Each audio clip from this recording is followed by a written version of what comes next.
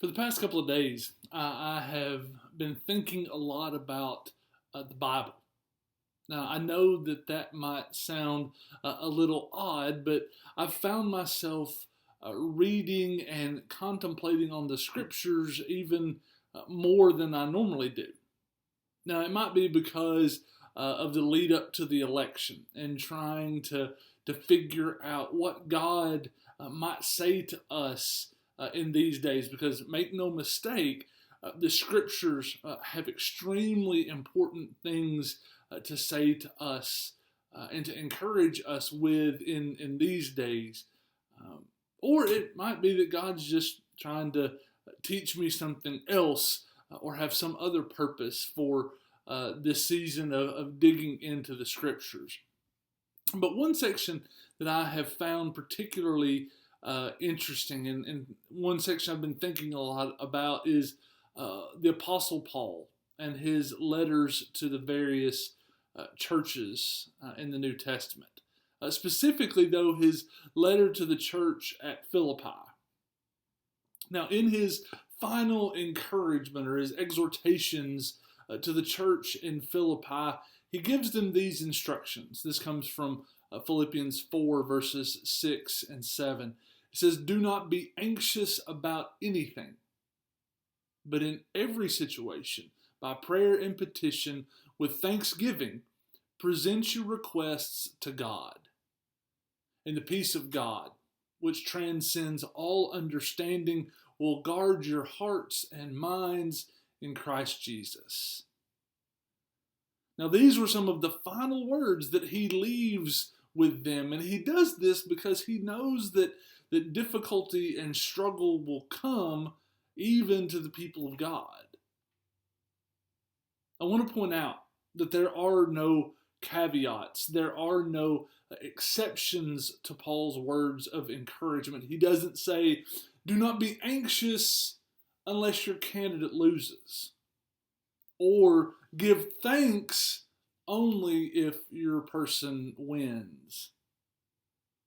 I realize that for some of us, this election season has brought with it anxiety and worry over what a particular result might mean for ourselves or those that we know and love, and just the general direction of our country. And I don't want to diminish those feelings, those emotions at all. Those are real, and those are emotions to be felt. However, Paul knew that there was a more fulfilling way to live life and to follow Jesus than to let anxiety rule over our lives. And keep in mind that Paul wrote these words when Christianity was an extreme minority in the Roman Empire, so he knew what it would look like to be anxious and worried over things. So, how can we make this encouragement from Paul real in our lives today? First, I think we can stop and pray. The sanctuary will be open until 8 p.m. If anyone would like to come by and pray today, but your schedule may not allow for you to get by here. And if that's the case, I would encourage you, whenever you can and wherever you might be, to take a few moments in prayer. Prayer for yourself, pray for our country, just pray in general.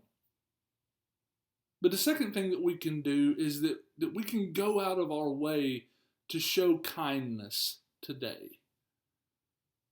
Or, as some of you have seen me post on social media, do the most Jesus-like thing that you can do in any particular situation as often as you can today. This is the most compassionate, most kind, gracious, loving thing that you can think of. Do that today as often as you can. I believe that in doing these things, that the peace of Christ that Paul talks about, the peace of Christ, will be made real to us today in powerful ways. But in closing, these words from Paul are my hope and my prayer for each of us today. That we be anxious about nothing, but that in every situation we present our petitions to God. And in doing so, we allow the peace of Christ to reign and rule in our lives. I hope you all are doing well. I hope you're staying safe and staying healthy. But if you need anything, as always, please let us know. Have a great day, and God bless.